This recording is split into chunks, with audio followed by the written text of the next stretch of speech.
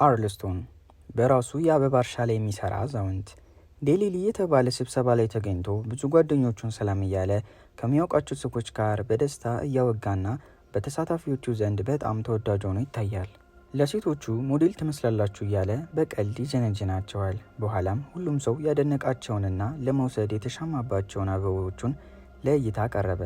የ2005 የኤንዲኤል የወርቅ ሜዳሊያ አሸናፊ አርልስቶን ሆነ። ይህ በእንዲህ እንዳለ ልጁ ለሰርጓ እየተዘጋጀች እሱን በጭንቀት ትጠብቀው ነበር። አያቷ እንደሚመጣ ተስፋ ታደርግ ነበር። ነገር ግን እናቷ ተስፋ አታድርጊ በማለት አርል ከክርስትናዋና ከልደቷ ጀምሮ እስከ ምርቃቷ ድረስ በሕይወቷ ውስጥ በማንኛውም አስፈላጊ ፕሮግራሞች ላይ ተገኝቶ እንደማያውቅ ገለጸችላት። እሱ ለቤተሰቡ ደንታ እንደሌለውና አስፈላጊ በሆነ ጊዜ ተገኝቶ እንደማያውቅ ነገረቻት። አባቷ ሊድራት እንደማይመጣ ስታውቅ ሙሽሪቷ በብስጭትና በእንባ ተሰበረች። በዚሁ ሰዓት አርል በባር ውስጥ ስኬቱን እያከበረ ለማያውቃቸው ሰዎች መጠጥ እየገዛ ቀልዶቹን እያወጋና በጓደኞቹ ዘንድ የሚሰጠውን ትኩረት እየተደሰተበት ነበር። ከ12 ዓመታት በኋላ የኦንላይን የአበባ ግብይት እየተለመደ በመምጣቱና ለትናንሽ እርሻዎች ያለው ፍላጎት በመቀነሱ የአርል የአበባ ንግድ ማሽቆልቆል ጀመረ። ጥቂት ንብረቶቹን ጠቅልሎ በቅርቡ የምታገባውን የልጅ ልጁን ጂኒን ለመጠየቅ መኪናውን አስነስቶ ሄደ። ጂኒ እሱን በማየቷ በጣም ተደሰተች። ቤቱን እያዞረች ካሳያችው በኋላ ለእጮኛዋ ልታስተዋወቀው ምን ያህል ጓጉቷ እንደነበር ነገረችው። ወደ ጓሮ ግብዣ ሲሄዱ ከአርል ልጅና ከቀድሞ ሚስቱ ጋር ተገናኙ። ልጁ እሱን በማየቷ ደነገጠች።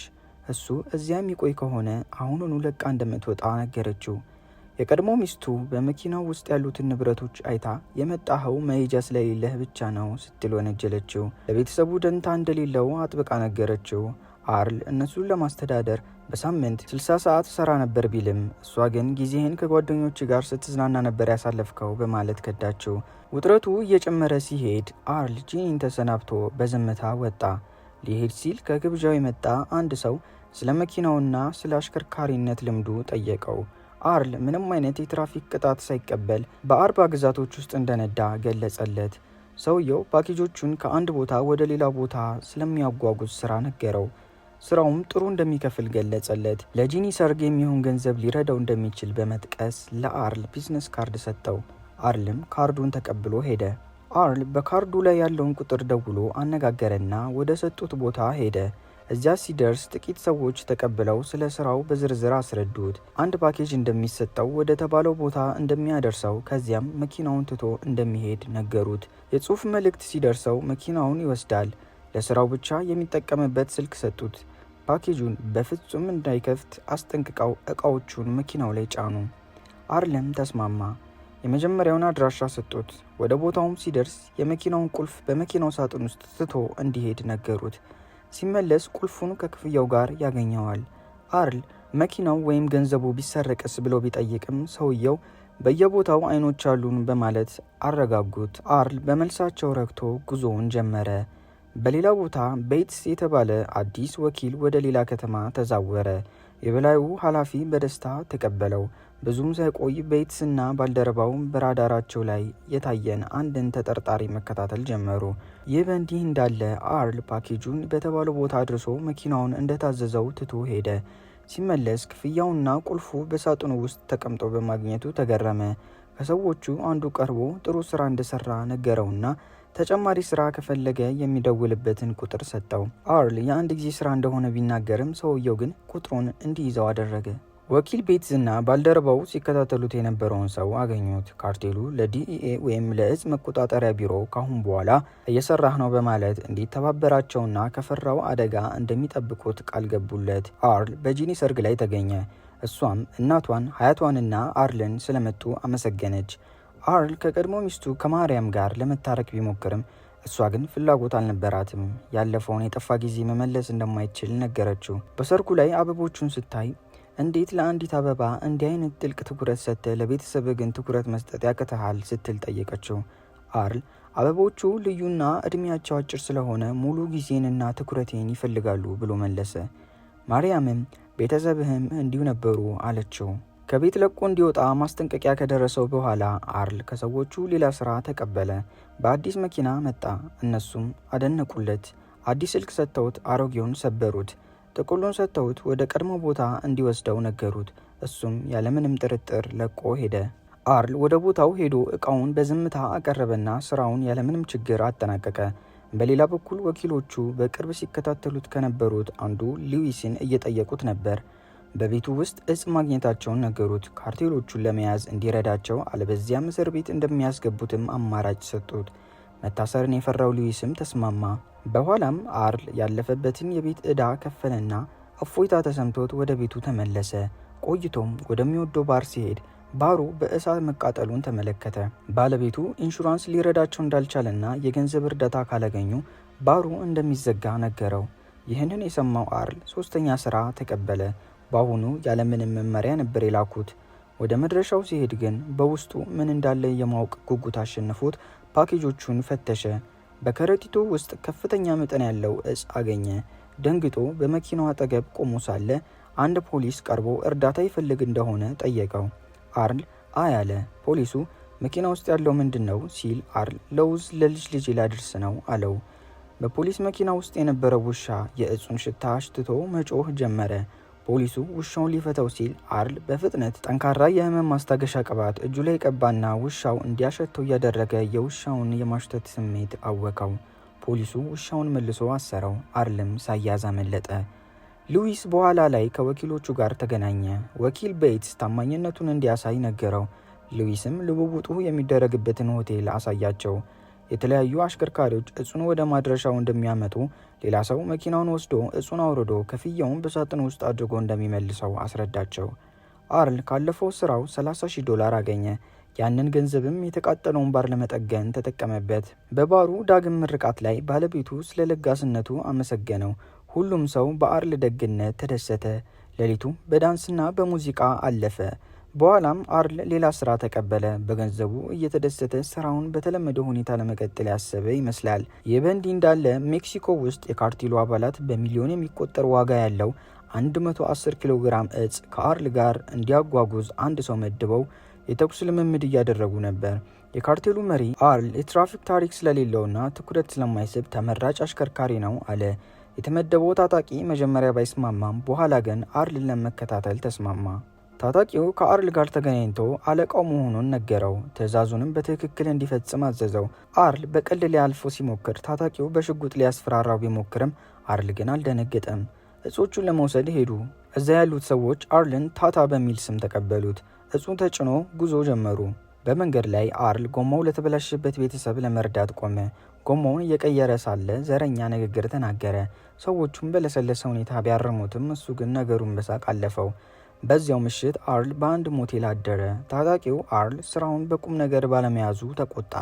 በሚቀጥለው ግን ጠዋት ወደ ሆቴሉ ከመሄድ ይልቅ አርል በቀጥታ ወደ እጽ አከፋፋዩ ቤት ነዳ። ይህ ታጣቂው በእጅጉ አስቆጣው። አርል ጥቅሉን አስገብቶ ሰጠ። ታጣቂው በንዴት ለአለቃው ደውሎ አርል ትዕዛዝ እንደማያከብርና በራሱ ፍቃድ እንደሚንቀሳቀስ እያማረረ ነገረው።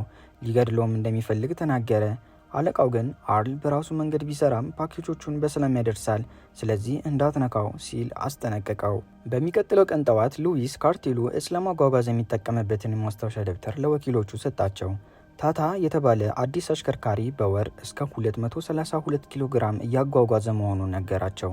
ወኪሎቹ የደብተሩን ገጾች ፎቶ አንስተው መለሱለት። አርል ሌላ ጭነት ይዞ በመጓዝ ላይ ነበር።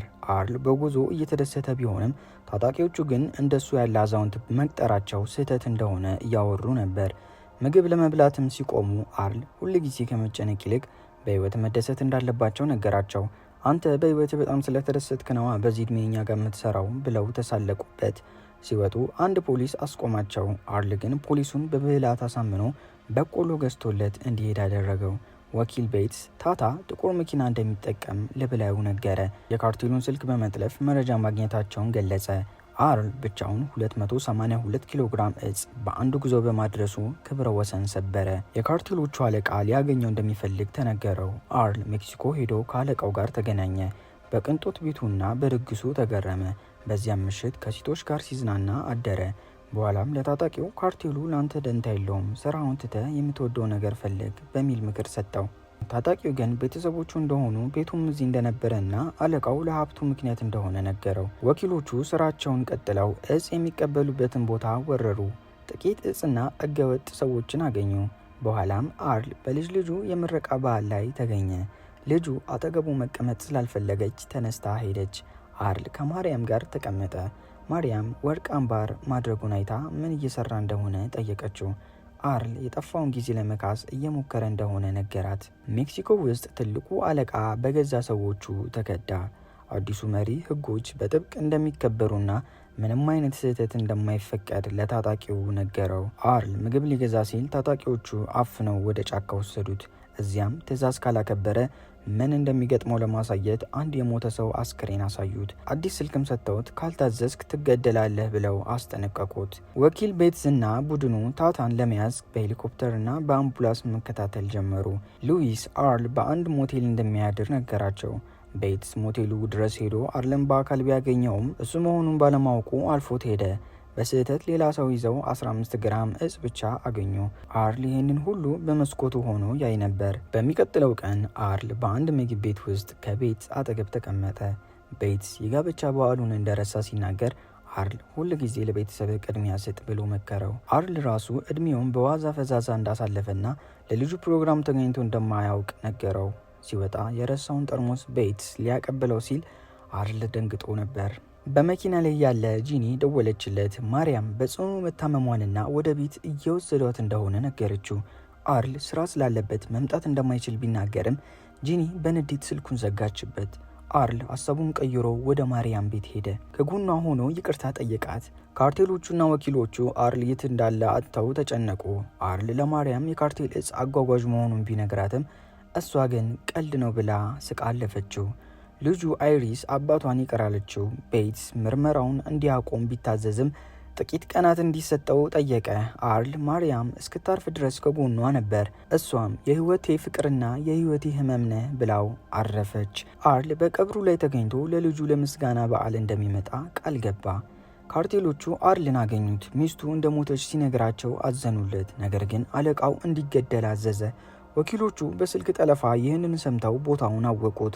አርል በመኪና እያለ ፖሊሶች ከበው ያዙት። ቤትስ ታታ ያ በአንድ ወቅት ያገኘው አዛውንት መሆኑን ሲያውቅ ደነገጠ። አርል ከቤተሰቡ ጋር ማሳለፍ በመቻሉ ደስተኛ እንደሆነና ጥፋተኛ መሆኑን ገለጸ። በፍርድ ቤት አርል ሁሉንም ጥፋቶቹን አመነ። ጠበቃው ሊከራከርለት ቢሞክርም እሱ ግን ጥፋተኛ ነኝ አለ። ልጁና የልጅ ልጁ ሊጠይቁት እንደሚመጡ ቃል ገቡለት። አርል ብቸኛው ጸጸቱ ያባከነው ጊዜ መሆኑን ተናገረ። በመጨረሻም በእስር ቤት ውስጥ የአበቦቹን እርሻ እየተንከባከበ ህይወቱን ቀጠለ። የዛሬ ቆይታችን ይህንን ይመስል ነበር። አርልስቶን በህይወቱ መጨረሻ ላይ የተረዳው ትልቁ እውነት ቢኖር ገንዘብ ብዙ ነገር ቢገዛም የጠፋን ጊዜ ግን በፍጹም መመለስ እንደማይችል ነው። እናንተስ ስለ አርል ውሳኔ ምን ታስባላችሁ? ቤተሰቡን ለመርዳት የወሰደው አደገኛ መንገድ ተገቢ ነበር ወይስ ስህተቱን ለማረም በጣም ዘግይቶ ነበር? ሀሳባችሁን በኮሜንት መስጫው ላይ አጋሩን። ቪዲዮን ከወደዳችሁት ላይክ ማድረጋችሁን እንዳትረሱ። እንዲሁም እንደዚህ ያሉ አስደሳች የፊልም ታሪኮችን በፍጥነት ለማግኘት ሰብስክራይብ በማድረግ የቤተሰባችን አባል ሁኑ። ስለተከታተላችሁን ከልብ እናመሰግናለን። በሌላ አሪፍ ፊልም እስክንገናኝ ድረስ ዛጉሎ ሪካፕስ ነበርን። ቸር ሰንብቱ።